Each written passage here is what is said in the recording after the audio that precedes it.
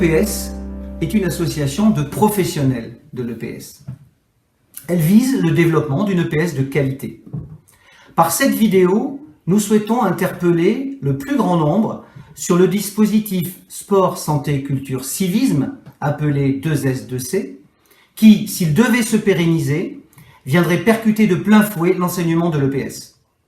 Dans un contexte de crise sanitaire, la EPS peut comprendre l'intention louable de l'État de mettre en place un dispositif qui, tout en permettant d'assurer l'enseignement obligatoire avec un effectif réduit, offre aux autres élèves qui ne sont pas en cours des possibilités de pratiquer des activités sportives ou culturelles. Les parents des élèves de l'école primaire, notamment, ne pourront que s'en réjouir. Néanmoins, nous avons de bonnes raisons de penser que ce dispositif va être pérennisé, car selon les mots du ministre de l'Éducation nationale, le 2S2C préfigure l'évolution de la place du sport et de la culture à l'école. Notre association est totalement opposée à la généralisation d'un tel dispositif. D'abord parce que le 2S2C est ambigu, car c'est plus de sport optionnel, mais moins de PS obligatoire. L'ambiguïté réside dans la confusion temps scolaire, temps périscolaire. Le temps scolaire a vocation à accueillir tous les enfants pour suivre l'enseignement obligatoire, alors que le temps périscolaire est un espace-temps dont l'utilisation est laissée à l'appréciation des familles. Mais le temps périscolaire des uns est également le temps scolaire des autres. Alors qu'un élève du primaire, à la faveur des rythmes scolaires, peut terminer sa journée à 15 heures, un élève de collège ou de lycée est encore en cours, et notamment en cours d'EPS. Voilà un premier problème très pragmatique qui touche à l'utilisation des installations sportives municipales.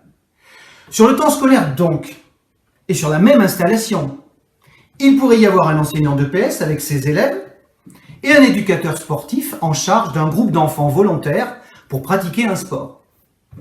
Mais à qui sera attribuée la priorité sur les installations? À l'EPS obligatoire? Ou bien aux intervenants dans ce dispositif?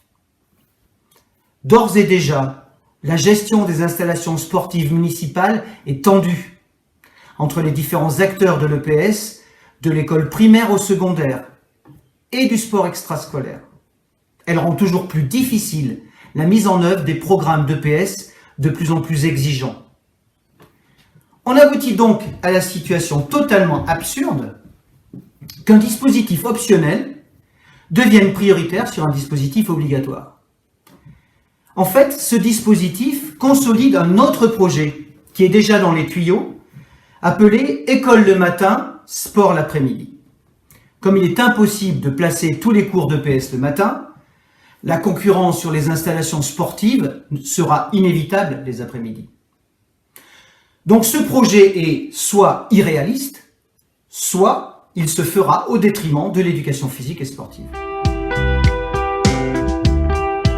Ensuite, le 2S2C est ambigu, car c'est plus d'instruction sportive, mais pas une éducation à un mode de vie actif. L'objectif, semble-t-il, est d'inciter les jeunes à pratiquer plus de sport, dans un souci de santé physique et mentale. Si tout le monde pourrait s'entendre sur cette finalité, les moyens proposés pour y parvenir restent très contestables. Car tout dépend de ce que l'on met derrière le mot sport, qui a des sens très différents. La logique de ce dispositif repose en fait sur un raisonnement erroné autour de l'expression « faire du sport ». Dans un langage courant, faire du sport, c'est pratiquer une activité sportive dans un club ou une structure, et souvent de manière compétitive. C'est aussi, dans un certain sens, faire du sport, c'est avoir une habitude de pratique. Donc la conclusion saute aux yeux.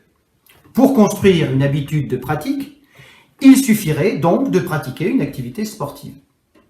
Mais malheureusement, c'est plus complexe que cela. L'ambiguïté se situe ici dans la confusion éducation-instruction, et donc dans la confusion éducation physique, instruction sportive.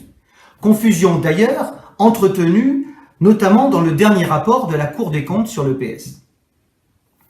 Pour autant, il ne suffit pas d'augmenter l'offre pour que la consommation de sport soit plus importante. Et que d'un coup de baguette magique, une véritable habitude de pratiquer s'installe chez tous les jeunes. Pour le dire autrement, ce n'est pas parce que l'on grossit les lettres d'un texte qu'on apprend mieux à lire. La vraie question reste: comment inciter la population à avoir une pratique physique plus fréquente, régulière et durable tout au long de la vie? Si l'on souhaite que les élèves, devenus adultes, continuent d'avoir une pratique et s'y tiennent, cela nécessite de les éduquer au plaisir et à l'envie de pratiquer et de bâtir sur cette base une véritable expérience corporelle liée au savoir se préparer et s'entraîner de manière autonome, quelle que soit l'activité pratiquée.